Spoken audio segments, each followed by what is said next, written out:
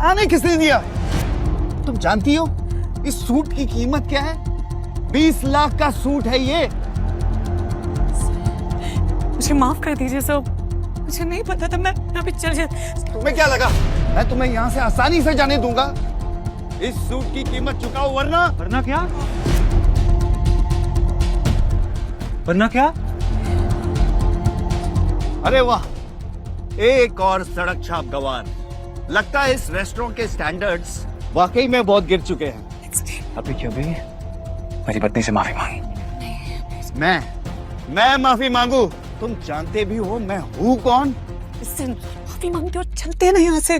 He's the owner of Sikandi Industries. Let's go, please. तुझे समझ में नहीं आ रहा है? मैं कह रहा हूँ माफी मांग मेरी पत्नी से, अभी क्या भी। वरना कहीं ऐसा ना हो तू इस दिन के लिए पूरी जिंदगी पछता है। अभिनव की बात सुनकर वो अमीर आदमी गुस्से से तिलमिला उठा। पूरा रेस्टोरेंट उसे देख रहा था। मैं इस शहर का सबसे बड़ा हीरा व्यापारी हूँ। अमीर से अमीर लोग, मंत्री, संतरी सब मेरे पॉकेट में रहते हैं। मैं चाहूँ ना चुटकी में तुम्हारा नामो निशान मिटा सकता हूँ। पर अगर मैंने चुटकी बजाते ही तेरे पूरे बिजनेस का नामो निशान गायब कर दिया तो? जब तक वो आदमी अभिनव की बात समझ पाता, अभिनव ने अपना फोन निकाला और किसी को एक मैसेज भेजा। अगले ही पल उस अमीर आदमी को एक कॉल आया और उसके पैरों तले जमीन खिसक गई। What? ये सब कैसे हो सकता है पापा? कोई हमें बर्बाद करने का कोशिश कर रहा है। क्या तुमने कोई बड़े आदमी को नाराज किया है? अगर किया है तो तुम अभी उससे माफी मांगो, वरना कल तक हम सड़क पर आ जाएंगे।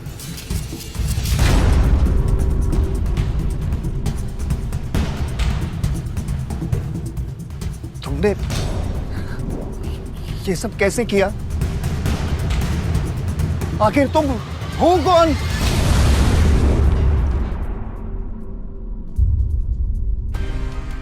अभिनव एक घर जमाई था और अपने ससुराल के सभी छोटे बड़े काम किसी नौकर की तरह करता था।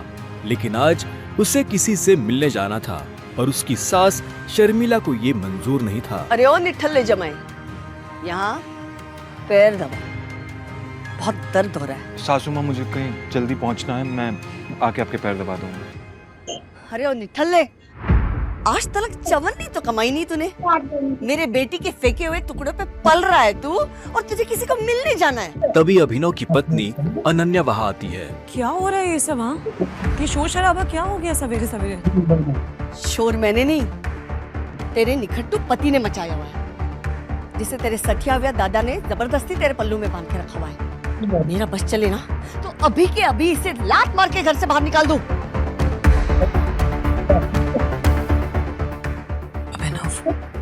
तुम्हें जहाँ जाना है चले जाना, प्लीज पहले मम्मी का काम करके जाओ। नहीं अनन्या, मैं अभी नहीं रुक सकता, मुझे अभी जाना होगा। सॉरी। इतना कहकर अभिनव वहाँ से निकल जाता है और ये देखकर शर्मिला का गुस्सा 7वें आसमान को छू जाता है। आने दो इस हरामखोर को वापस। इसे आज जंगली कुत्तों के पिंजरे में नहीं छोड़ दिया ना तो मेरा नाम भी शर्मिला नहीं। अब कैसे बचेगा अभिनव अपनी सास के गुस्से से? क्या अभिनव की आज शामत आने वाली है? क्या होगा आगे? थोड़ी देर बाद अभिनव मुंबई शहर की सबसे बड़ी 5 स्टार होटल सैफायर पर पहुंच गया था, लेकिन वहां भी उसका स्वागत कुछ ठीक नहीं होता।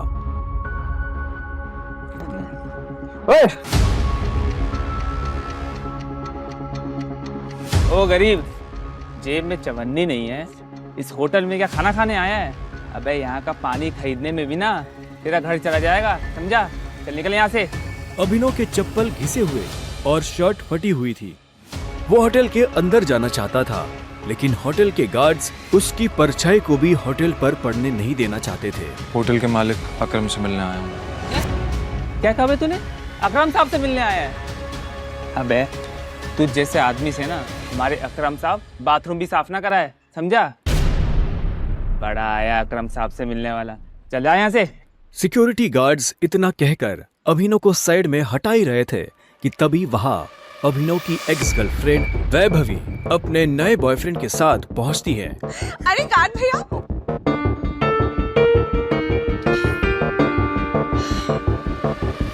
इन गरीबों को ऐसे नहीं भगाते भैया। बेचारे ने कितने दिन से कुछ नहीं खाया होगा।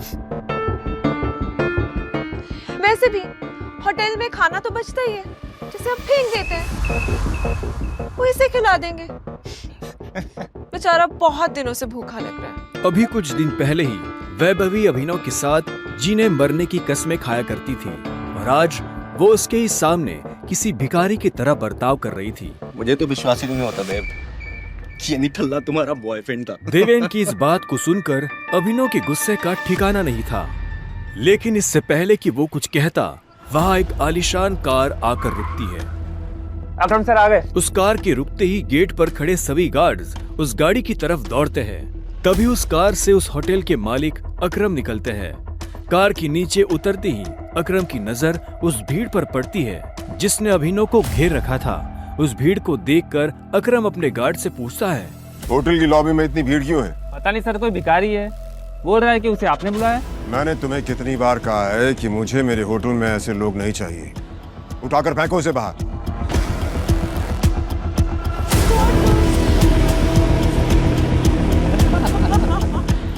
अकरम की बात सुनते ही तुरंत 4 गार्ड्स अभिनव की तरफ बढ़ते हैं और उसे वहां से उठाकर बाहर ले जाने लगते हैं।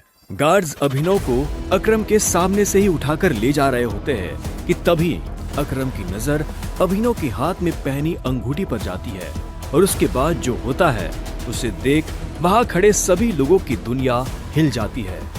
छोड़ो इसे। सर, अभिनव के हाथ में उस अंगूठी को देखते ही अकरम उन गार्ड्स को रोकता है।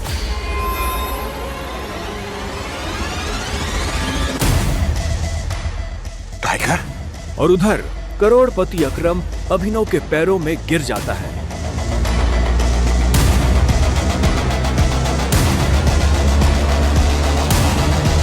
मैंने तुम्हें पहचाना नहीं, मुझे माफ कर दो टाइगर। आखिर क्यों शहर का सबसे बड़ा बिजनेसमैन गिर गया अभिनव के पैरों में?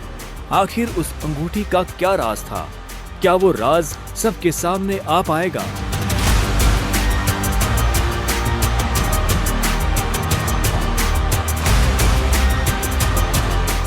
अकरम के साथ हुई इस मुलाकात के बारे में अभिनव ने किसी से कुछ नहीं कहा। अगली सुबह जब अभिनव अनन्या को टिफिन देने उसके ऑफिस पहुंचा तो उसने देखा कि ऑफिस में भगदड़ मची हुई है। फिर भी वो कानों में हेडफोन्स लगाकर अपनी धुन में मस्त था। भगदौड़ की वजह हाल ही में ब्रेक हुई न्यूज थी। ब्रेकिंग न्यूज, सिंह इंडस्ट्रीज की दिशा बदलने के लिए ये टेंडर आखिरी उम्मीद। मार्केट में इस खबर से सिंह इंडस्ट्रीज के शेयर में आ रही है भारी गिरावट। अनन्या सिंह अपनी कंपनी की डूबती नाव को कैसे संभालेंगी? Guys, the situation doesn't look good. ये हमारी आखिरी उम्मीद थी सिंह इंडस्ट्रीज को रिवाइव करने की। चिराग अनन्या का दोस्त और बिजनेस पार्टनर था। दादाजी के गुजरने के बाद बिजनेस को संभालने के लिए अनन्या ने चिराग को अपना पार्टनर बनाया था। वैसे तो उसे अनन्या का लाइफ पार्टनर बनना था, लेकिन अनन्या के दादाजी ने मरने से पहले जबरदस्ती अनन्या की शादी एक गरीब डिलीवरी बॉय अभिनव से करा दी थी। अनन्या बिल्कुल खामोश अपनी कुर्सी पर बैठी थी। तभी उसके बगल में बैठे कंपनी के चीफ फाइनेंशियल ऑफिसर मौतिक ने कहा, अनन्या, टेंडर ना मिलने की वजह से हमारे सारे के सारे इन्वेस्टर्स ने अपना हाथ खींच लिया है and the balance sheet also doesn't look good. अगर इस तरह से ही चलता रहा तो फिर हमारा दिवाला निकल जाएगा। मोतिक, यू नो वेरी वेल, इस कंपनी को बनाने में दादाजी ने अपना पूरा खून पसीना लगाया। सालों की मेहनत से सिर्फ हमारे देश में ही नहीं बल्कि विदेश में भी सिंह इंडस्ट्रीज का परचम लहराया। एक झटके में कैसे सब खत्म हो सकता है? ऐसा नहीं हो सकता। कुछ तो तरीका होगा यार।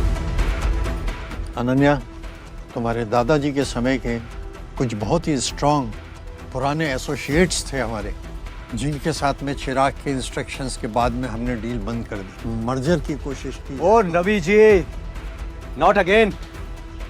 इस न्यूज के बाद तो कोई भी हमारे साथ मर्जर नहीं करेगा। That's not an option. Mautik, let's see your plan. Desai उर्फ रविकांत अनन्या के दादाजी के पुराने वफादार थे और उन्होंने